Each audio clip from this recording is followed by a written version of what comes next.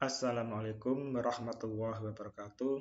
Salam sejahtera buat kita semua. Semoga pada hari ini kita masih diberikan Allah Subhanahu wa taala, yaitu berupa kesehatan dan kekuatan, sehingga kita dapat mengikuti perkuliahan perilaku organisasional pada kali ini.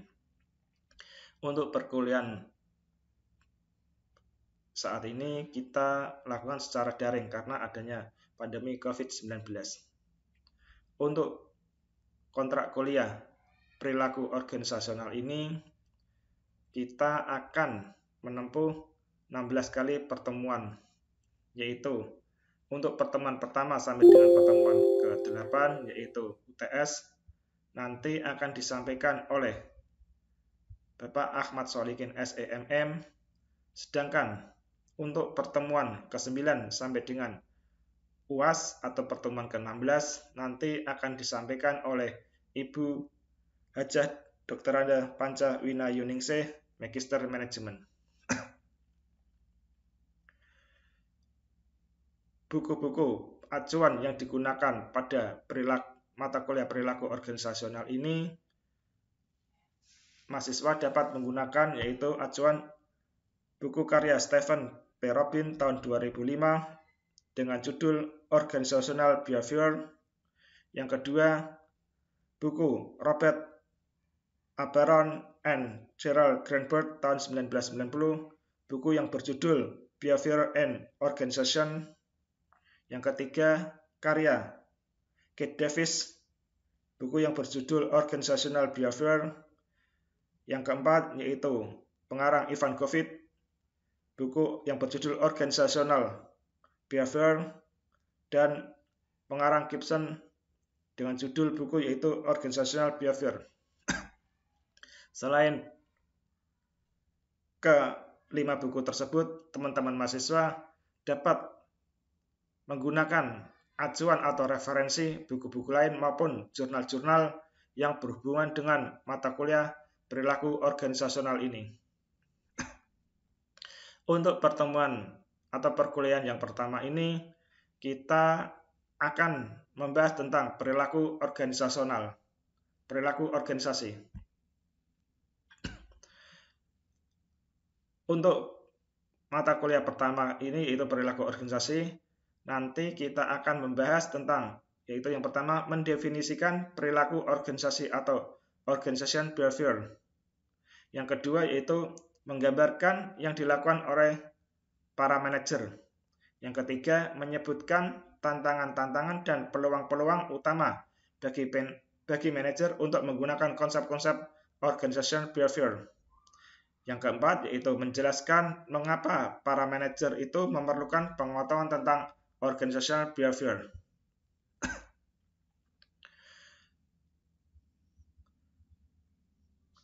Menurut Stephen P. Robin tahun 2007 halaman 4 yang mengatakan bahwa manajer adalah individu-individu yang mencapai sasaran melalui orang lain atau orang yang mengawasi kegiatan-kegiatan orang lain dan yang bertanggung jawab atas pencapaian tujuan dalam organisasi. Manajer mempunyai tugas yaitu untuk membuat keputusan, mengalokasikan sumber daya, dan mengarahkan kegiatan anak buahnya untuk mencapai sasaran. Sedangkan organisasi menurut Stephen P. Robin tahun 2007 halaman 4 yaitu yang dikatakan organisasi adalah unit sosial yang disengaja diatur, terdiri atas 2 orang atau lebih yang berfungsi secara relatif terus-menerus untuk mencapai sasaran atau serangkaian sasaran bersama. Berdasarkan pengertian tersebut di atas, maka perusahaan manufaktur dan jasa bisa juga disebut dengan organisasi. Begitu pula dengan sekolah, rumah sakit, satuan militer, toko retail, instansi pemerintah, instansi swasta, dan lain-lain yang ada pengertian organisasi yaitu terdiri dari 2 orang atau lebih yang mencapai sasaran atau serangkaian sasaran secara bersama-sama. Di sini fungsi manajemen menurut Henry Fayol pada awal abad 20 yaitu seorang industrialis dari Prancis yaitu Henry Fayol menuliskan bahwa semua manajer itu menjalankan 5 fungsi manajemen yang terdiri atas 1. Merencanakan, yang kedua mengorganisasikan, yang ketiga memerintahkan, yang keempat mengorganisasikan, dan yang terakhir yang kelima yaitu mengendalikan. Namun pada dewasa saat ini fungsi manajemen dipadatkan hanya menjadi 4 fungsi saja, yaitu yang pertama perencanaan atau planning, yang kedua pengorganisasian atau organizing, yang ketiga yaitu pengarahan atau directing, dan yang terakhir yaitu pengendalian atau controlling. Kita bahas fungsi yang pertama yaitu fungsi perencanaan atau planning, yaitu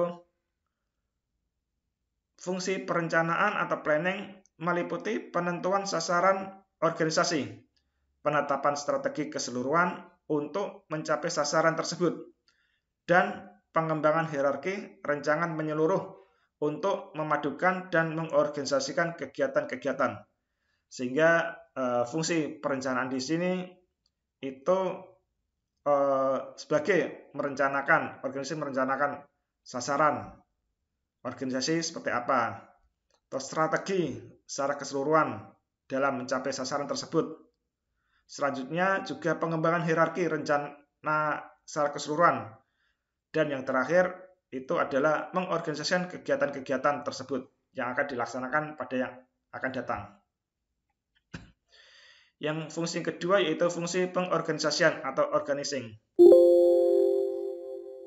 Fungsi pengorganisasian di sini yaitu manajer itu bertanggung jawab untuk merancang organisasi yang mencakup penetapan tugas-tugas apa yang harus dilakukan, siapa yang harus melakukan, bagaimana tugas-tugas tersebut itu dikelompokkan, siapa melaporkan siapa, dan di mana keputusan itu harus diambil.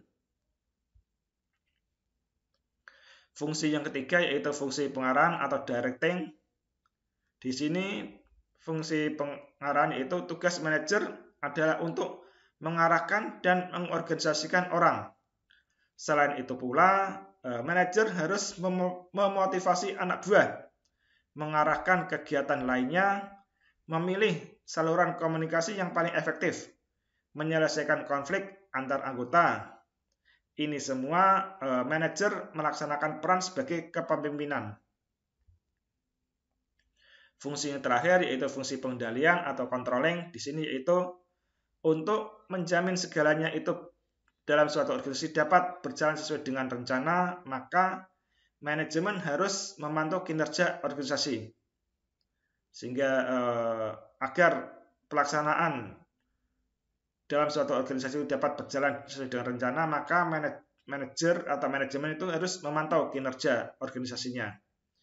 Apabila terjadi penyimpangan yang signifikan, maka sudah menjadi tugas dari manajer untuk mengembalikan organisasi ke jalur yang benar.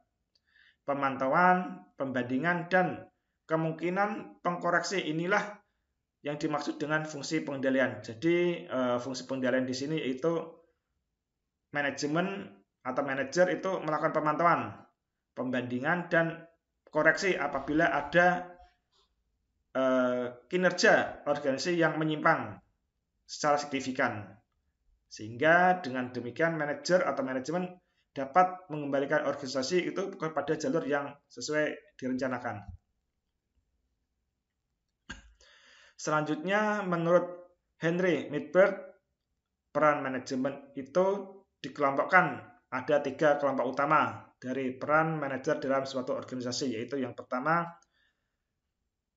peran interpersonal, yang kedua manajer berperan yaitu peran informasional, dan yang ketiga yaitu peran decisional. Peran manajer secara interpersonal di sini yaitu semua manajer dituntut untuk menjalankan tugas-tugas yang sifatnya seremonial dan simbolik. Peran interpersonal di sini ada 3 peran, yaitu yang pertama peran simbolik. Peran simbolik di sini misalnya penyelia itu menerima tamu kunjungan mahasiswa untuk melakukan studi banding atau meninjau ke pabrik. Selanjutnya, rektor pada suatu perguruan tinggi menyerahkan ijazah pada saat wisuda. Peran yang kedua dari peran interpersonal di sini yaitu pemimpin. Pemimpin di sini meliputi melakukan perekrutan, pelatihan, pemberian motivasi, dan pendisiplinan karyawan. Semua ini adalah peran interpersonal dalam rangka pemimpin, peran pemimpin. Yang ketiga yaitu peran penghubung. Peran penghubung di sini yaitu menghubungi pihak luar yang memberi informasi kepada manajer. Pihak luar dapat berupa individu atau kelompok di dalam maupun di luar organisasi. Peran yang kedua yaitu peran informasional. Peran informasional di sini yaitu bahwasanya semua manajer pada tataran tertentu mengumpulkan informasi dari organisasi-organisasi dan institusi-institusi di luar lembaganya.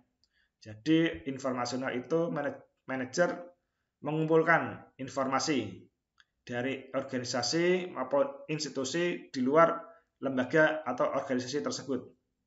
Di sini peran informasional ada 3, yaitu peran sebagai pemantau, peran penyebar, maupun peran sebagai juru bicara.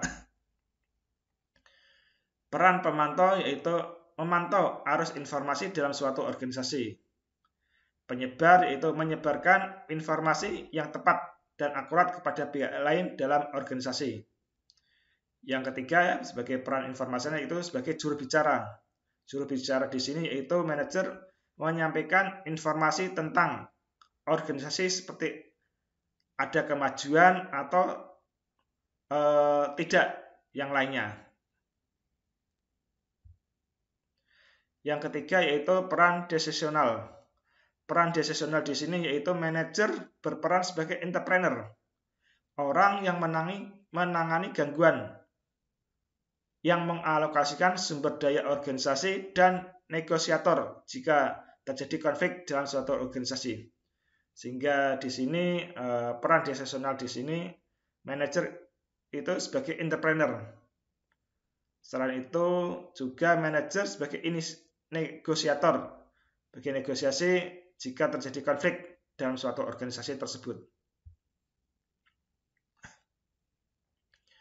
Sini kita akan melakukan pengertian atau penjelasan tentang perilaku organisasi atau organizational behavior. Yang dimaksud dengan perilaku organisasi atau organizational behavior di sini yaitu suatu bidang ilmu yang menyelidiki dampak perorangan atau individu, kelompok, dan struktur pada perilaku dalam organisasi dengan maksud menerapkan pengetahuan untuk memperbaiki keefektifan organisasi. Selain itu, pengertian perilaku organisasi di sini yaitu suatu studi mengenai yang memperhatikan apa yang dilakukan orang-orang dalam suatu organisasi dan bagaimana perilaku tersebut mempengaruhi kinerja organisasi tersebut. Selanjutnya yaitu tantangan dan peluang organizational behavior. Tantangan dan peluang yaitu yang pertama tantangan peluang globalisasi.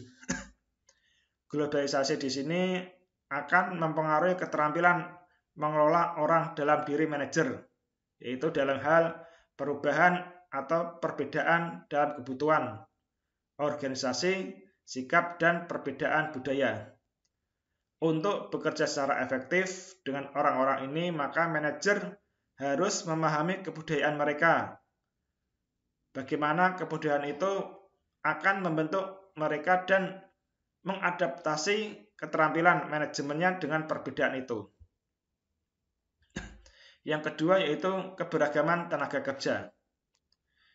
Keberagaman tenaga kerja ini dikarenakan adanya meningkatnya heterogenitas dalam suatu organisasi, yaitu adanya berbagai macam atau keberagaman tenaga kerja dalam satu organisasi itu yang berbeda-beda. Mungkin keberagaman tentang jenis kelaminnya, tentang ras, warna kulitnya, maupun tentang etnis.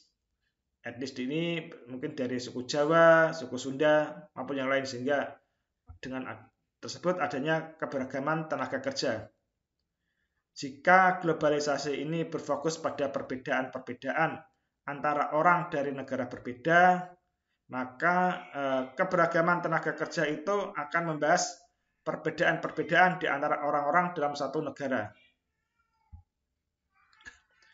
Keanekaragaman apabila dikelola dengan baik, maka akan dapat meningkatkan kreativitas dan inovasi dalam organisasi.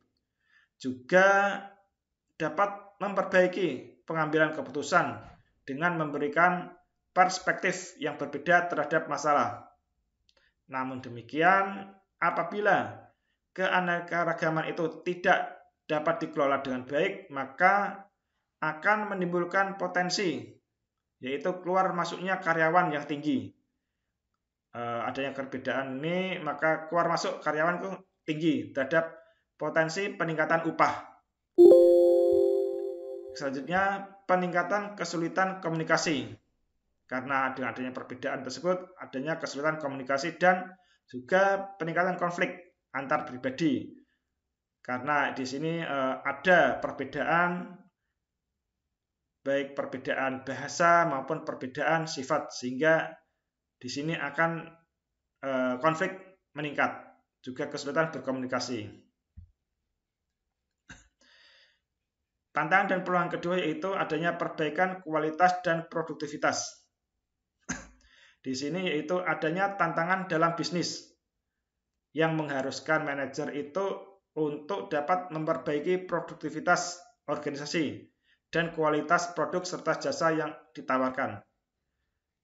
Semua itu dapat dilakukan dengan cara, yaitu yang pertama, manajemen quality total atau TQM, yaitu suatu filsafat manajemen yang didorong oleh pencapaian kepuasan pelanggan secara konstan melalui perbaikan kesinambungan atas semua proses organisasi. Yang kedua, dengan cara rekayasa ulang. Rekayasa ulang di sini yaitu mempertimbangkan kembali bagaimana pekerjaan itu bisa dilakukan dan organisasi distrukturisasi seandainya kerja dan organisasi akan diciptakan mulai dari nol, sehingga di sini akan direkayasa ulang atau organisasi akan distrukturisasi ulang, diciptakan dari nol.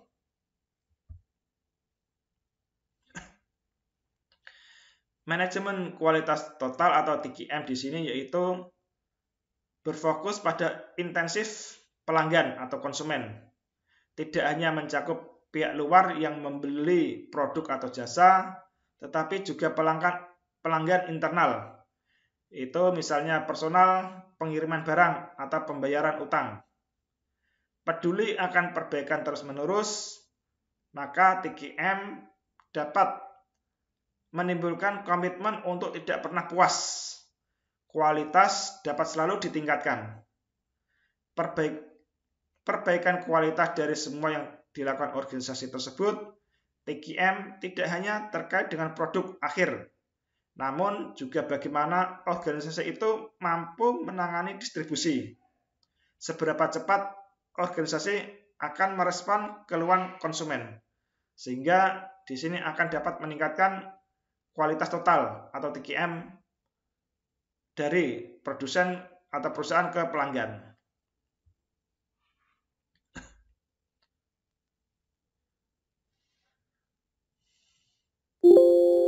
Apabila dilakukan pengukuran yang akurat, maka TQM itu menggunakan teknik statistik untuk menghitung setiap variabel kinerja dalam operasi organisasi.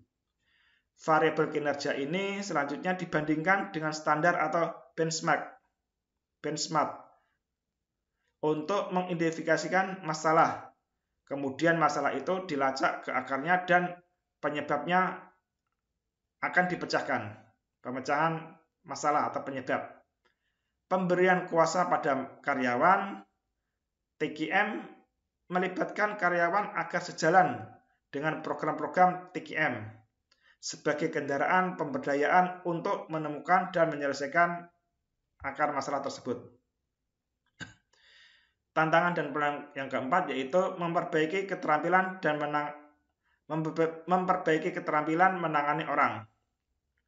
Manajer perlu meningkatkan keterampilan personalnya, yaitu misalnya bagaimana mempelajari cara-cara merancang pekerjaan yang memotivasi, teknik-teknik untuk meningkatkan keterampilan mendengar, dan bagaimana menciptakan tim yang lebih efektif.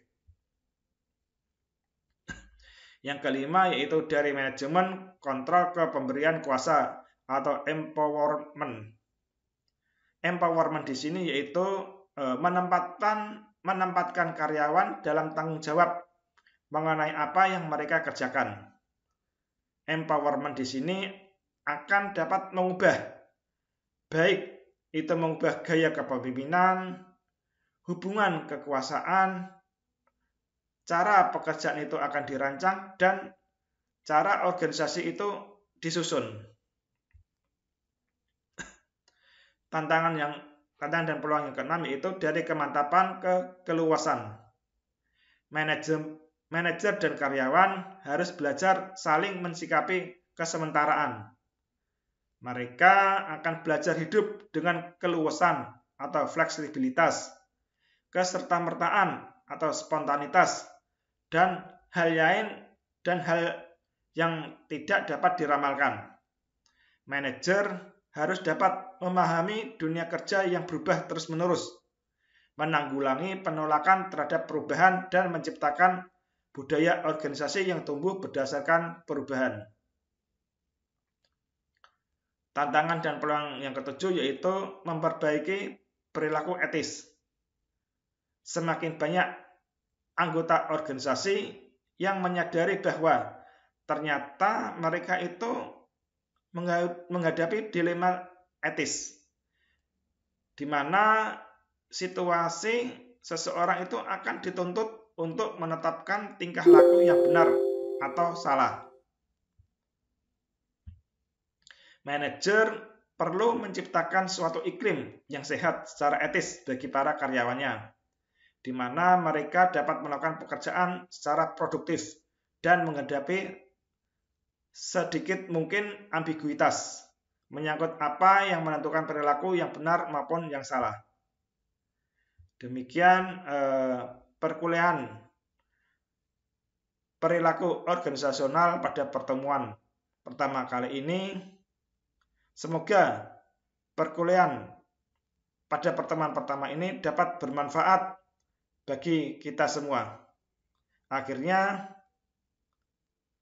pertemuan pada kali ini kita akhiri. Assalamualaikum warahmatullahi wabarakatuh.